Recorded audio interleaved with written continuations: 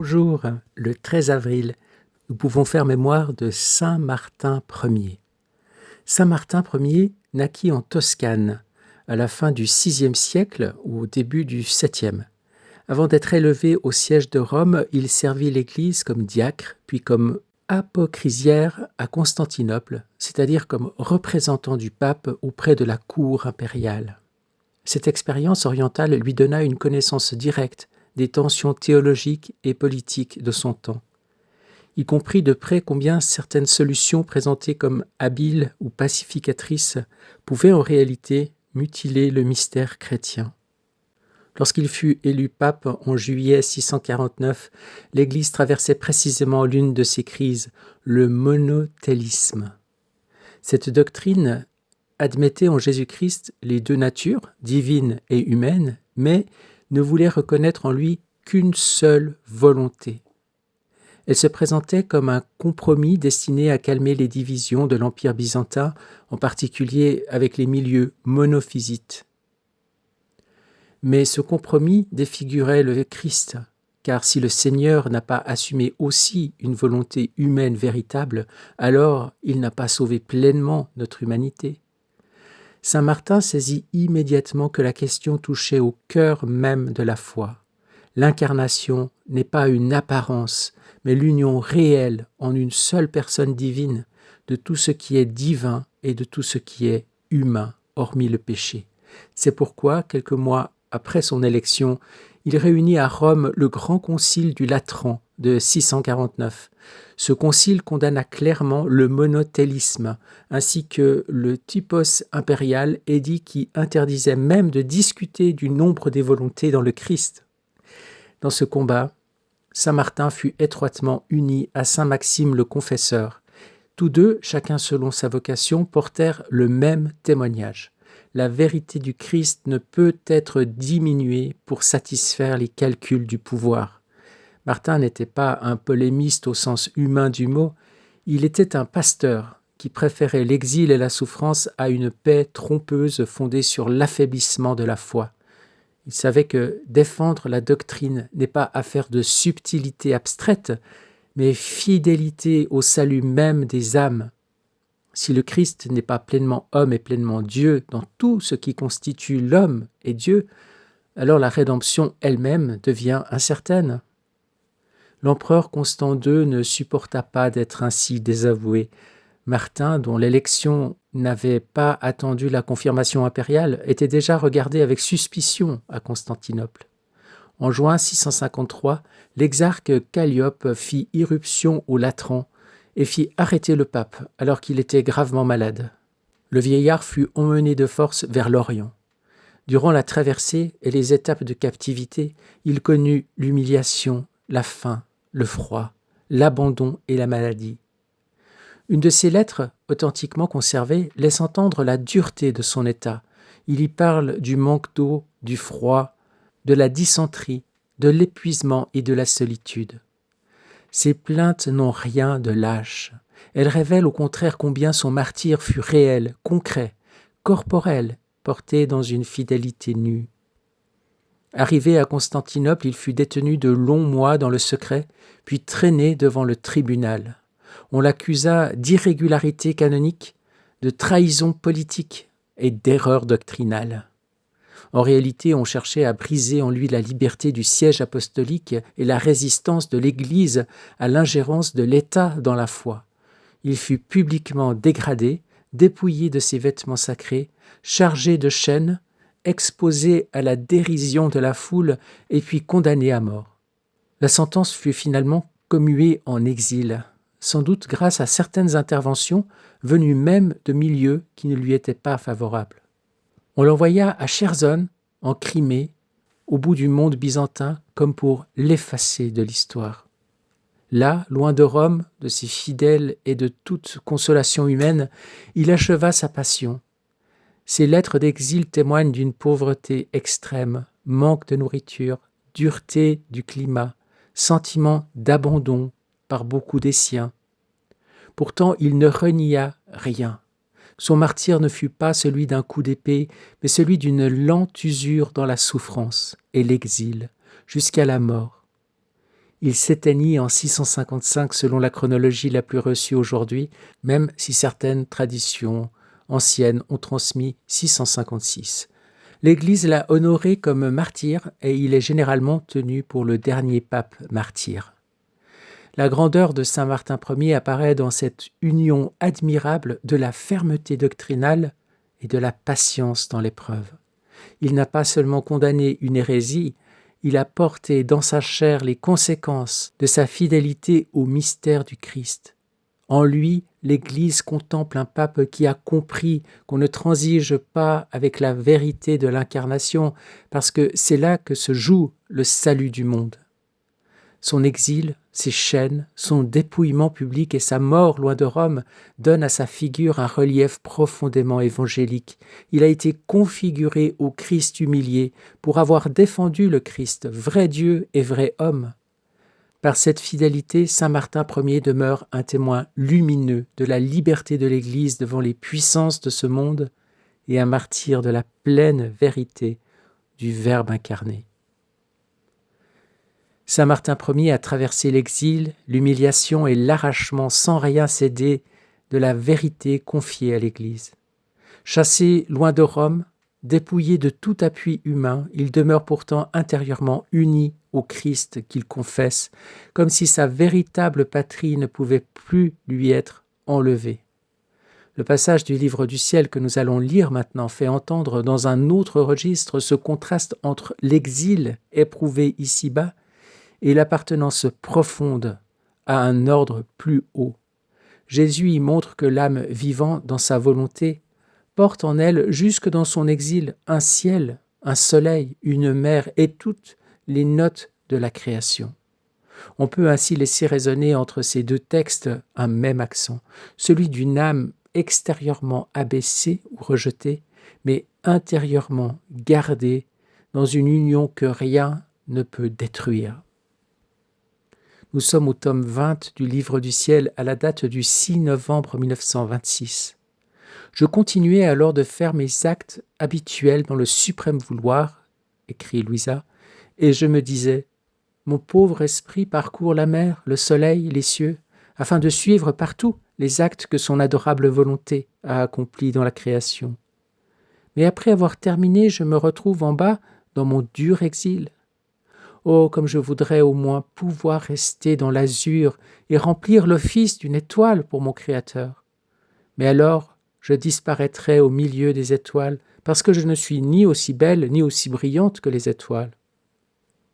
Et elles me rejetteraient, toutes, et me précipiteraient en bas, dans mon long exil.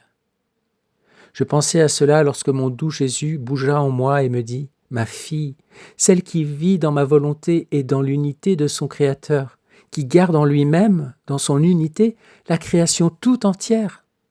Et tout comme il garde la création, il garde aussi dans son unité l'âme qui vit dans le fiat éternel.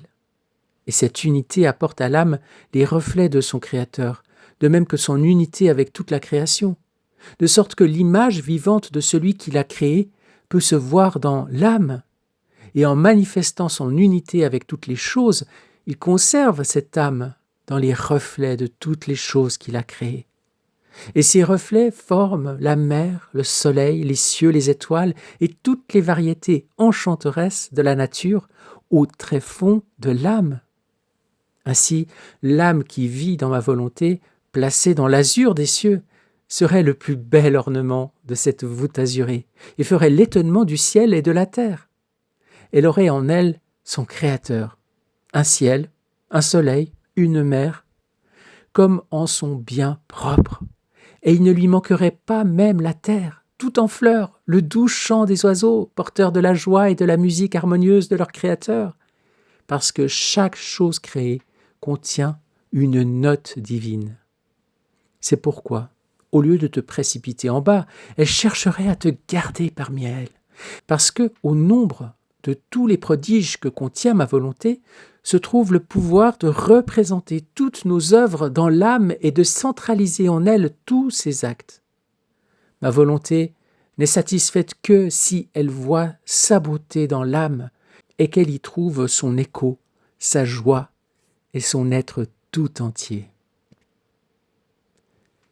Amen. Béni sois-tu, Seigneur, pour ces paroles qui nous illuminent d'une lumière éternelle et toute puissante. Oui, l'âme dans la divine volonté est un chef-d'œuvre et par l'union intime, inséparable avec le Seigneur, avec la divine volonté, elle est un reflet de tout ce que le Seigneur fait, de tout ce que le Seigneur a créé. Quelle beauté! Il n'y a donc pas d'exil sur la terre quand on est avec le Seigneur. Il y a donc une très profonde communion entre l'âme qui vit dans la divine volonté et toutes les choses créées parce qu'elle est dans l'unité avec le Créateur, celui qui a tout créé. Et elle porte en elle les reflets de toutes les choses créées. C'est magnifique, c'est merveilleux. Béni sois-tu, Seigneur. La lecture de cette vie de Saint Martin Ier est très émouvante. Et il faut bien voir que ce qui est à l'origine de ce différend qui a causé ce destin tragique, c'est la défense de la foi chrétienne sur la question des deux volontés dans le Christ. En Christ, il y a la volonté humaine et la volonté divine. Ça touche donc très profondément à tout ce qui nous intéresse particulièrement dans la divine volonté.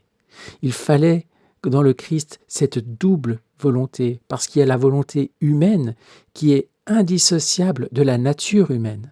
En tant que personne humaine, nous avons ces trois puissances de l'âme que sont l'intellect, la volonté et la mémoire. Et c'est dans ces trois puissances de l'âme qui sont les puissances spirituelles, qui n'appartiennent que à l'être humain et non pas aux animaux, que vient se loger le Seigneur lui-même, trinitaire en nous.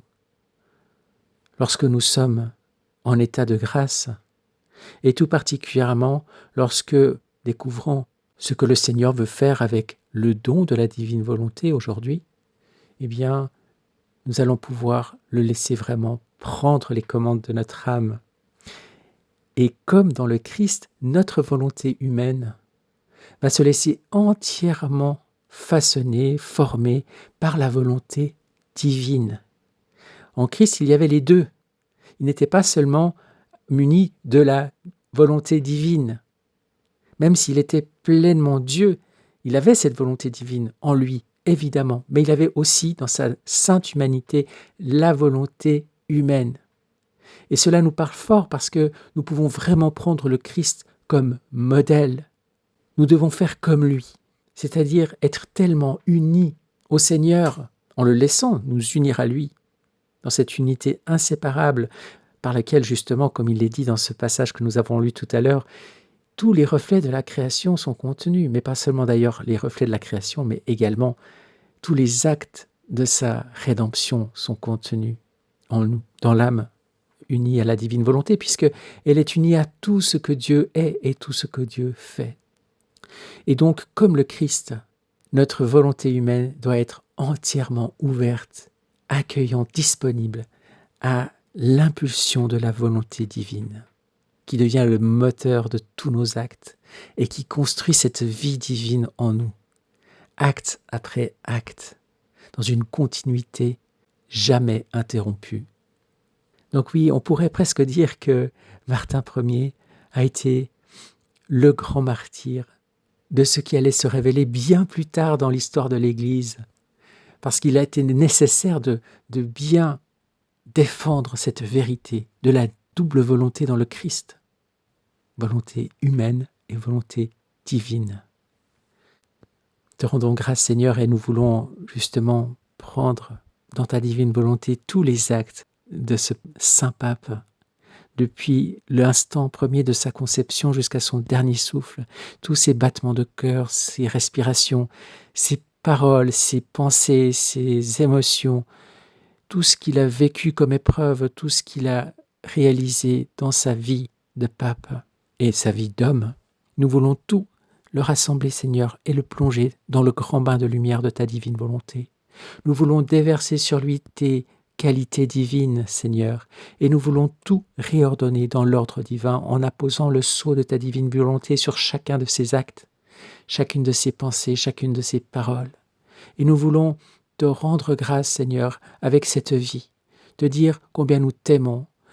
Nous te bénissons, nous t'adorons, nous te glorifions dans ta divine volonté et nous le faisons au nom de tous et pour te rendre gloire, pour t'adorer, pour te remercier, Seigneur. Nous voulons aussi, en ce jour, considérer ta création, Seigneur. Et dans chacun des éléments de cette création, dans les étoiles, le soleil, la lune, les arbres, les plantes, les animaux, les montagnes, les fleuves, les vallées, les mers, nous voulons mettre partout notre je t'aime, je te bénis, je t'adore et je te glorifie. Merci Seigneur, merci pour la vie.